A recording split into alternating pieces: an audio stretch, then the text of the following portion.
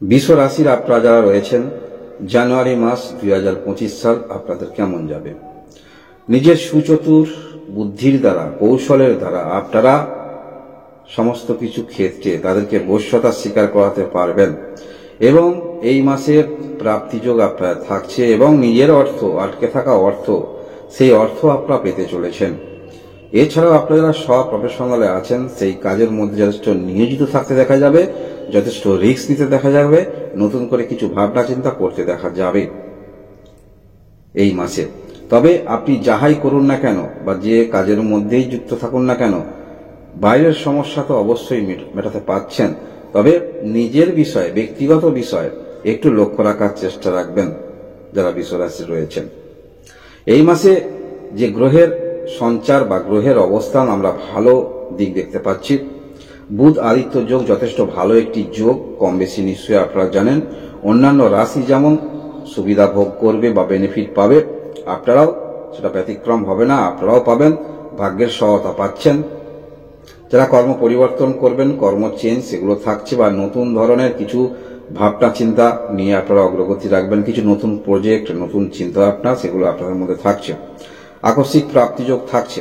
এই মাসে আপনার অষ্টম ঘরে আমরা বুধ আদিত্য যোগ দেখতে পাবো, আপনার ভাগ্যস্থানেও বুধ আদিত্য যোগ দেখতে পাবো। এর সুফল কম বেশি অবশ্যই পাবেন। সব থেকে বড় বিষয় হলো বৃহস্পতি গ্রহ আপনার রাশিতে অবস্থান করে থাকছে, যার ফলে চিন্তা ভাবনা থাকবে অনেক সুদূর প্রসারের চিন্তা ভাবনা, অবশ্যই কর্মকেন্দ্রিক চিন্তা ভাবনা, নিজের ভাগ্য, নিজের ক্যারিয়ার ডেভেলপ করার চিন্তা ভাবনা, সেগুলো নিয়ে অগ্রগতি আপনারা অবশ্যই রাখবেন।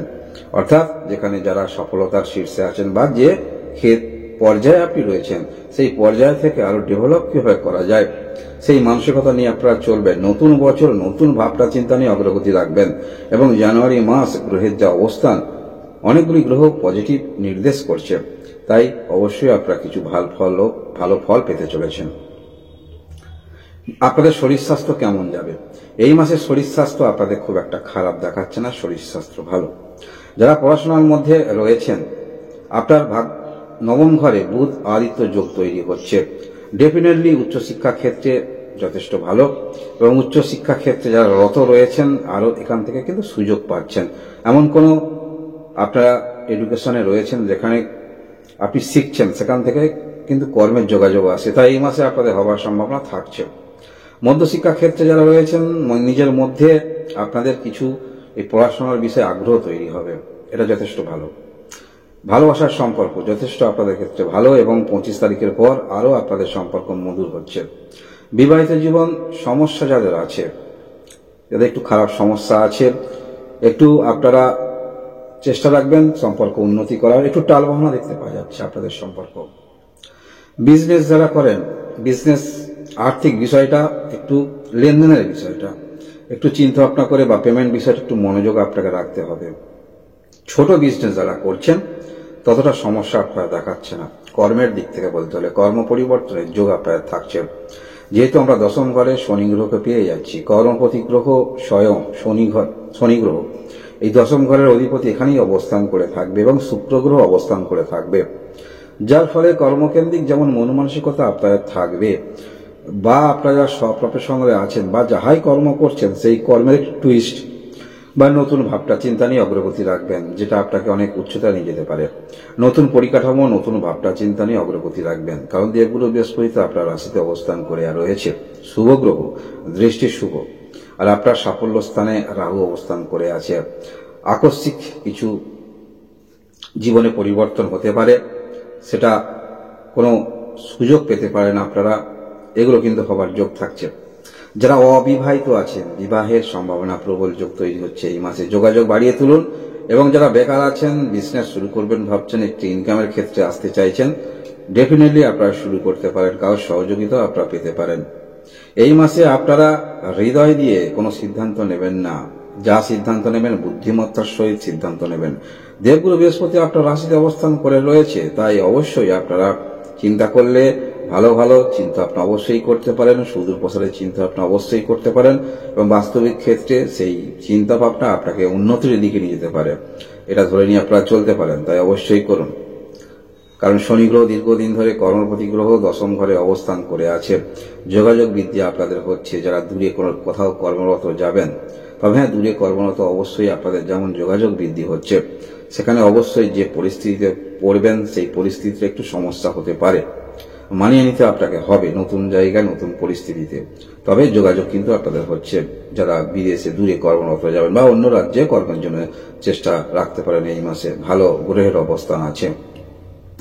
মনের মধ্যে শুভ চিন্তাভাবনা যেহেতু থাকবে, সমস্ত কিছু ক্ষেত্রে বুদ্ধিমত্তার সহিত চিন্তাভাবনা নিয়ে অগ্রগতি রাখবেন। এবং আপনারা যারা এই মাসে সন্তান নেবেন ভাবছেন, বিবাহ করেছেন, অনেকটা বৎসর হয়ে গিয়েছে, পরিকল্পনা অবশ্যই করতে পারেন এবং মনের মতো কিছু বিষয়ে ভাবনা চিন্তা নিয়ে চলছেন, সেরকম মনের মতো পরিকল্পনা করে অগ্রগতি রাখতে পারেন। দেখুন, অনেকটা সময় গ্রহের যে অবস্থান থাকে নেগেটিভ প্রভাব তৈরি করে। যে বিষয়গুলো নিয়ে আপনি সিদ্ধান্ত নিয়ে চলছেন সেই বিষয়ে ফলপ্রসূ হয় না।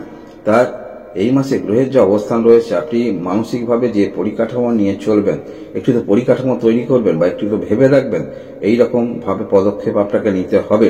এবং সেই পরিকল্পনা অনুসারে আপনি যে পদক্ষেপগুলি রাখবেন, যথার্থ আপনার দিক থেকে ভালো পদক্ষেপ বা ভালো ফলপ্রসূ ফল পেতে চলেছেন।